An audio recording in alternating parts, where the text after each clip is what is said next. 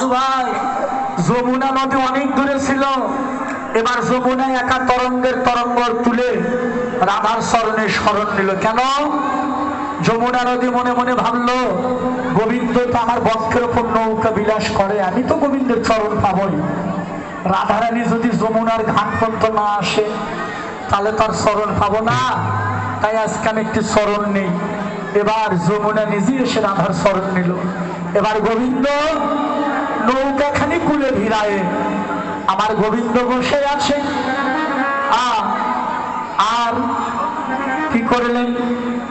এবার ধীরে ধীরে এবার গোপিকাদের মুখের দিকে চেয়ে থাকে।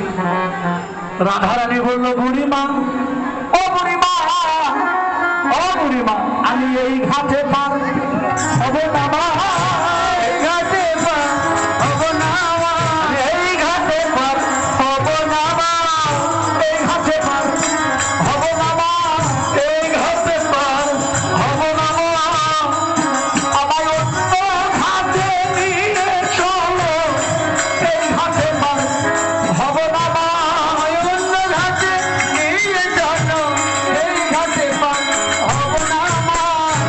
কেন? ও বুড়িমা, আমার অন্য ঘাটে নিয়ে চলে, এই ঘাটে পার হবে না।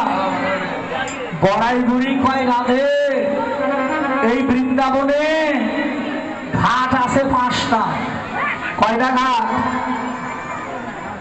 এই বৃন্দাবনে ঘাট আছে 5টা, কিন্তু যে ঘাটে যাবি ওই একটা মাত্র নাভিকের দেখা পাবি।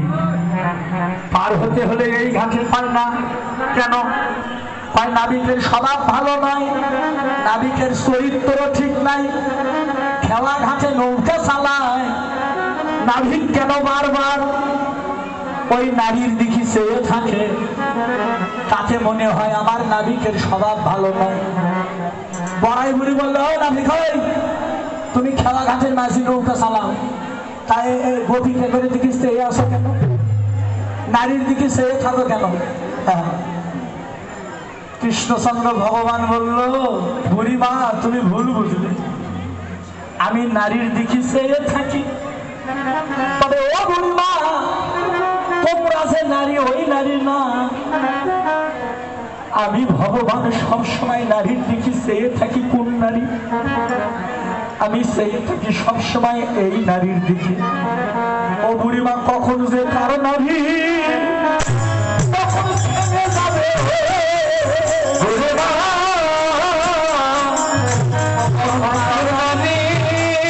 কখন থেমে যাবে? বুড়িমা কোন নারীর দিকে চেয়ে আছে বাবা? এই নারী। কখন কার নারী থেমে যাবে? হে নাভিক, পার করে দাও, আমরা স্বাধীন, আমরা কংস রাজার দেশ থেকে আইছি, রাধে রাধে, আমরা স্বাধীন ঘাটে পার করে দাও। জয় কংস রাজার জয়, জয় কংস রাজার জয়, জয় কংস রাজার জয়, জয় জয় কংস রাজার জয়। যখন কংস রাজার জয় দিল, আমার কৃষ্ণচন্দ্র ভগবান নৌকাখানা খুলে ভিড়ায় এতক্ষণ ওদের মুখের দিকে চেয়েছিল, এখন অন্য দিকে হয়ে বসে পড়লেন। ও নাবি, পার করে দিল না? তুমি অন্য দিকে হয়ে বসে রইলে। ভগবান তাই প্রচুর সুন্দরী, দোহাই দিলে যে পার করে না তা না, দোহাই দিলেও পার করে দেয়।